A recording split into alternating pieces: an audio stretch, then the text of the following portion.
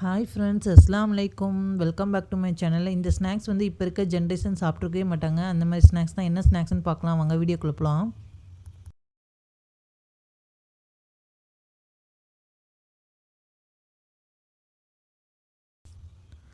Cup measurement தான். இந்த கப்பில் வந்து நான் வந்து ஒரு கப் வந்து ஜாகிரி எடுத்திருக்கேன், வெல்லம். இதில் வந்து 1/4 கப் தேங்காய் வந்து பொடிசாக கட் பண்ணி சேர்த்துருக்கேன். பொட்டுக்கல்லையும் 1/4 கப் சேர்த்துருக்கேன். அப்புறம் வந்து வறுத்த வேர்க்கடலை ஒரு 1/4 கப்பு, ஒரு ஒரு டேபிள் ஸ்பூன் வந்து கருப்பு எள்ளு சேர்த்துருக்கேன். உங்களுக்கு எந்த எள் வேணுமோ அதை சேர்த்துக்கோங்க. ஒரு 1/4 கப் வந்து பாசிப்பருப்பு சேர்த்துருக்கேன். இப்போ நம்ம வந்து ரைஸ் வந்து இந்த கப்பில் வந்து நான் 2 கப் எடுத்திருக்கேன். நான் பாதி பாதியாக இப்போ வந்து ஒரு கடாயில் வந்து நம்ம வந்து நல்லா வறுத்துக்கலாம். கலர் நல்லா சேஞ்ச் ஆகிற அளவுக்கு நல்லா வறுத்துக்கோங்க. மீடியமான ஃப்ளேமில் வச்சு நம்ம பொறுமையாக வறுத்து எடுத்துக்கலாம். இதே மாதிரி நம்ம வந்து 2 பேட்சாக நம்ம வந்து வறுத்து எடுக்க போகிறோம்.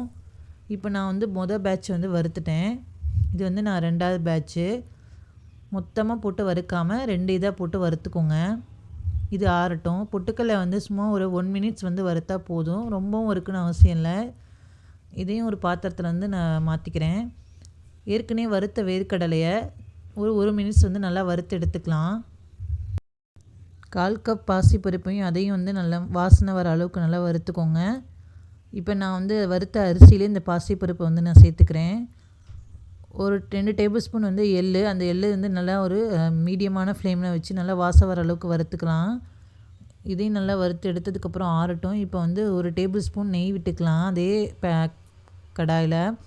இப்போ கட் பண்ணி வச்சுருக்க தேங்காவை சேர்த்து இதையும் நல்லா வந்து ஒரு கலர் கொஞ்சம் சேஞ்ச் ஆகிற அளவுக்கு வறுத்து எடுத்துக்கலாம். நல்லா ஒரு வாசம் வர அளவுக்கு நல்லா வறுத்து எடுத்துக்கிட்டால் போதும். இப்போ இதெல்லாம் நல்லா ஆறுனதுக்கப்புறம் நான் வந்து மிக்ஸி ஜாரில் சேர்த்து நான் வந்து அரைச்சி எடுத்துக்க போகிறேன் பவுடராக. இந்த அரிசியிலே நான் வந்து பாசிப்பருப்பு சேர்த்துருக்கேன் வறுத்தது. இப்போ இது எல்லாத்தையும் ஒன்றா சேர்த்து நம்ம வந்து நல்லா நெய்ஸாக அரைச்சிக்கலாம். 2 பிளேட்டில் போட்டு நான் வந்து ஆற வச்சுருந்தேன்.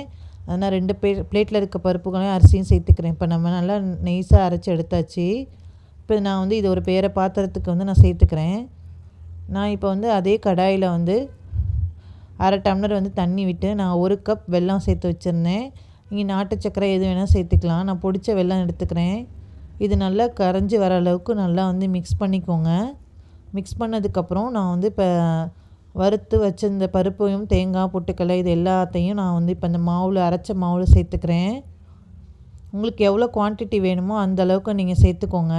நான் கொஞ்சம் கூடவே தான் போட்டிருக்கேன். குழந்தைங்க விரும்பி சாப்பிடுவாங்க இல்லைங்களா, அதுக்காக ஹெல்த்தியும் கூட. இப்போ நம்ம வந்து காய்ச்சின வெல்லத்தை வந்து நல்லா வடிகட்டி சின்ன சின்ன உருண்டையாக உருண்டை பிடிச்சிக்கலாம்.